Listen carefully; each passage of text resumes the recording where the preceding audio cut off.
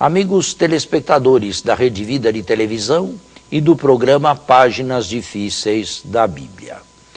Parece, pelo que eu estou ouvindo e captando por aí, que o nosso programa ganhou mais força.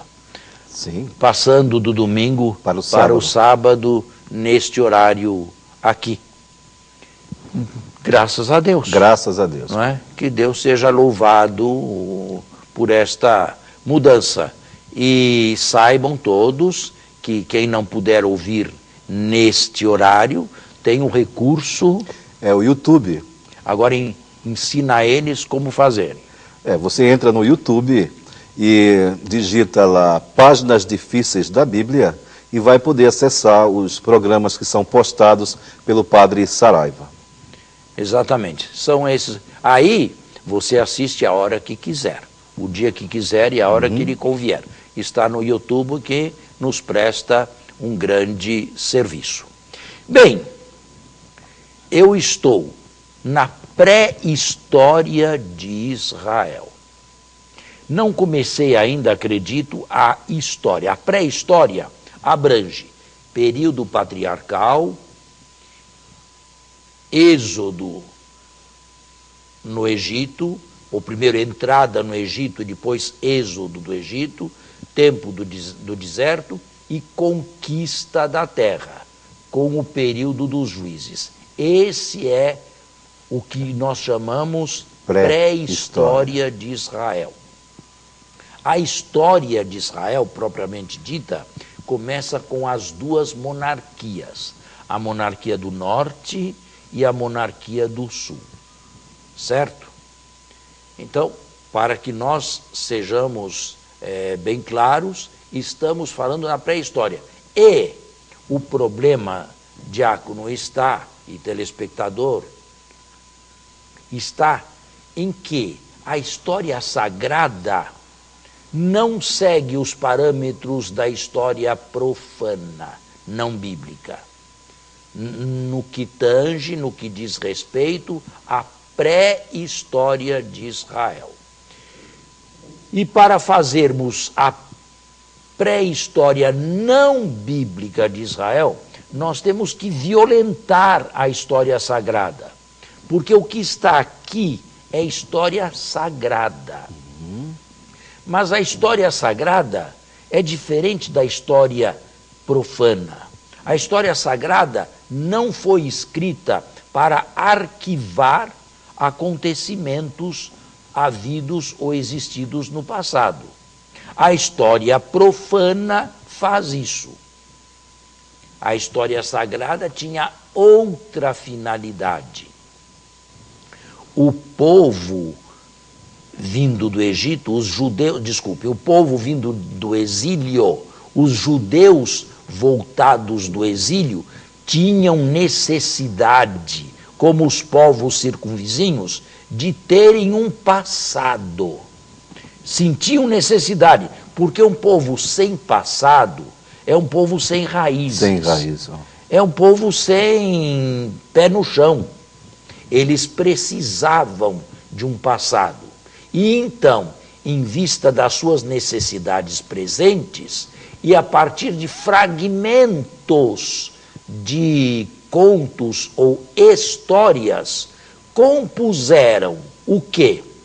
O período patriarcal, compuseram a história de José do Egito, compuseram a estada no Egito e a escravidão, compuseram o Êxodo, compuseram o Sinai e compuseram a marcha no deserto com a conquista violenta de Canaã. Tudo isto foi composição retroprojetada no passado a partir do repatriamento do exílio. Não quero dizer que todas as histórias que foram compostas nessa época e retroprojetadas no passado já não existissem antes do exílio, antes de 587 a.C.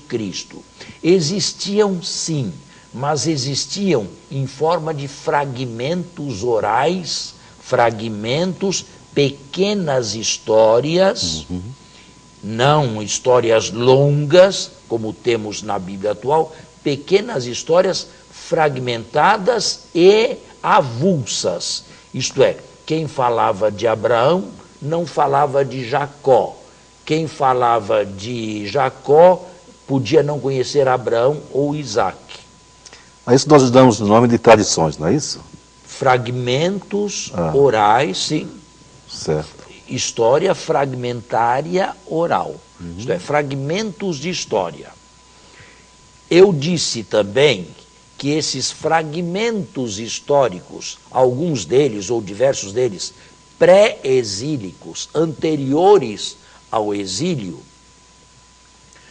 na origem eram soltos, e a partir do século VII, com a primeira redação do Deuteronômio, no período de Josias, no reinado de Josias, em Jerusalém, de 640 a 609, provavelmente por volta ao redor de 622, pela primeira vez os fragmentos foram colocados em sequência cronológica.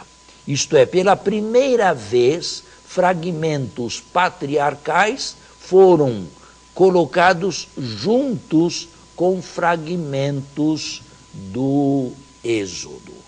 Pela primeira vez, Abrão, Isaac e Jacó vinham numa linha genealógica no século XVII. E a prova disto está num texto tardio do Deuteronômio, capítulo 26, que acredito nós já lemos aqui, mas nunca é demais reler ou repetir o texto. É o famoso credo histórico de Israel. Neste texto, nós temos a primeira junção feita antes do exílio ainda, século VII, dos patriarcas com o Êxodo. Antes desta época, os fragmentos, as histórias eram avulsas, eram soltas. Quer ler mais uma vez? A partir de qual versículo? Leia a partir. O texto propriamente começa no versículo 5º. Mas pode ler a partir do versículo 5º. E tomando a palavra, tu dirás diante do Senhor teu Deus: meu pai era um arameu errante. Meu pai era um arameu errante. Quem é este arameu errante? Meu pai, quem é?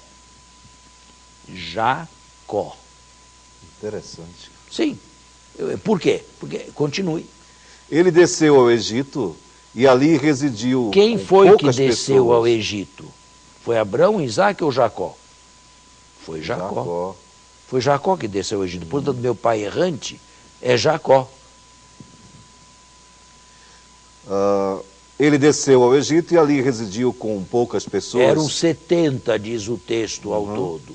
Depois tornou-se uma nação grande. Israel se multiplica na história sagrada, Israel se multiplica no Egito. A primeira das promessas de Deus a Abraão se realiza: serás pai de uma grande nação. Contam as estrelas do céu se puderes, assim será a tua descendência. A promessa na história sagrada começa a se verificar no Egito. Lá, 70 pessoas, uma família patriarcal, cresce e se torna um povo numeroso. O faraó ficou com medo, né? Bom, no texto. Uma nação grande, forte e numerosa. Os egípcios, porém, nos maltrataram e nos humilharam. É este o início do livro do Êxodo, a escravidão. E impondo-nos uma dura escravidão. Gritamos então ao Senhor, Deus dos nossos pais, e o Senhor ouviu a nossa voz. Através de Moisés. O texto não fala, mas se subentende. E viu nossa miséria, nosso sofrimento e nossa opressão.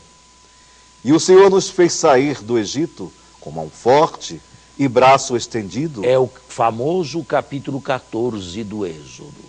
em meio a grande terror, com sinais e prodígios. E nos trouxe a este lugar, dando-nos esta terra, uma terra onde mana leite e mel. Pronto, esse é o credo histórico, é um credo histórico. Por quê? Porque se relata um a um acontecimentos que se supunham ser históricos, que se supunha serem históricos, que se supunha terem existido no passado. Quer dizer, é o passado. Mas pela primeira vez, o passado vem concatenado, A palavra é essa. da forma como nós o conhecemos. Tá certo? Bem, não é preciso dizer, mas também não é demais repetir, que o Abraão pós-exílico deveria ser um homem ecumênico. Isto é, ele deveria ter bom relacionamento com os vizinhos. E então se tecem relações entre Abraão e todos os povos vizinhos. Em primeiro lugar, ele é pai de Isaac, mas através de Agar, ele é pai de Ismael. E Ismael é o epônimo ancestral antigo, criado dos árabes que estavam por ali na vizinhança. Vamos fazer um intervalo e continuamos.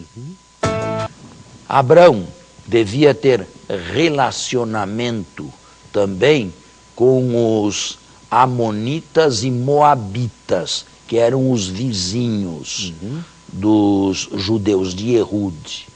E isto se mostra através do sobrinho Ló, que escolheu as terras da Transjordânia para lá residir. Abraão deu opção a ele de escolher. Deu, mas vejam, tudo isto é fictício. Tudo isto quer apenas dizer que os vizinhos amonitas e moabitas eram relacionados parentesticamente, aparentados com Abraão. Abraão tinha um parentesco com os arameus, através de Labão, com o qual Jacó vai estar. E assim se vão estabelecendo, criando parentescos. São parentescos fictícios. O próprio Abraão parece ser uma figura fictícia. E era necessário que ele se relacionasse com esses vizinhos todos. E isso se fazia, ou isso se fez na história sagrada, através de matrimônios e através de uniões familiares. Entende? Então, Abraão se relacionou com o norte, com o leste e com o sul. Além de se relacionar, claro, em linha direta com os israelitas, através de Isaac e Jacó. Tá? Perfeito. Era preciso um segundo patriarca. Era preciso o patriarca Isaac. Isaac não tem um ciclo. Abraão tem um ciclo das histórias de 12 a 25 do livro do Gênesis. Agora já longas, já não mais fragmentos antigos e soltos. Era preciso um patriarca que nunca tivesse deixado a terra de Israel, a terra santa. Por quê? Porque os que voltaram do exílio, embora não a tivessem mais como domínio, não fossem mais donos, queriam que no passado algum dos seus antepassados fosse o dono da terra onde eles pisavam. E criaram a figura de Isaac. Ou havia fragmentos soltos de Isaac que nunca deixou a Terra Santa e o colocaram em linha genealógica com Abraão, fazendo de Abraão o pai de Isaac. Era preciso unir o norte, a monarquia do norte, que não existia mais, mas muitos estrangeiros, muitos israelitas vieram para o sul. Era preciso unir o norte ao sul, Israel aos exilados. E isto se fez através do patriarca Jacó. Provavelmente Jacó fosse uma figura fragmentária mais conhecida e mais divulgada no norte. Quando se deu pela primeira vez a sucessão genealógica, o norte tinha que estar também voltado para o sul, porque o norte desapareceu. E muitos israelitas, no desaparecimento do norte, se tornaram refugiados no sul. Provavelmente ou possivelmente trouxeram essas tradições de Jacó. Jacó foi feito descendente ou filho de Isaac. Mas, padre, me permita voltar justamente a Isaac, aquele episódio em que Abraão envia um dos seus servos para que traga uma esposa para o seu filho Isaac. Como se dá isso? Que ele vai com camelos, com aquela riqueza, e traz a esposa, Rebeca, se não me engano, se não me falha a memória. Onde é que entra esse relato? Bom, dentro? Ele vai buscá-la entre os arameus. Certo. Lá do Iraque, vamos dizer hoje. Não quer que seja uma do país. Sim. E aí entra a famosa teologia do estrangeiro. Quem é estrangeiro? Nós estamos acostumados a dizer que estrangeiros são aqueles que não nascem no nosso país. E é verdade. Mas a palavra estrangeiro tem muitos significados. Pode ser um que não seja dos nossos, um que não siga os nossos costumes, um que não siga a nossa religião, um que não se reconheça no nosso passado, um que não fale a nossa língua. Todos estes podem ser para nós estrangeiros. Os repatriados eram estrangeiros, porque a terra não lhes pertencia mais. A terra era domínio da Pérsia. E era de todo interesse deles que, na história construída e projetada no passado, os personagens chaves viessem como eles do estrangeiro e provavelmente do mesmo lugar onde eles estavam, em Babilônia. Abraão vem de Ur da Caldeia, que é Babilônia, e é lá que vão buscar também uma esposa para Isaac. Isto é, não se deve casar com os autóctonos da terra, porque nós não fazemos, os repatriados não fizeram aliança com os autóctonos, com aqueles que habitavam Canaã. Nunca consegui enxergar, tá vendo? Dessa forma, quando eu li esse relato. Pois é, profundamente. Era preciso criar a figura do estrangeiro, porque eles próprios eram estrangeiros, ou se sentiam estrangeiros numa terra que, na verdade, não era mais deles. Eles puderam voltar do cativeiro, do exílio, mas a terra era província da Pérsia, era a quinta satrapia persa, era a famosa Transeufratena.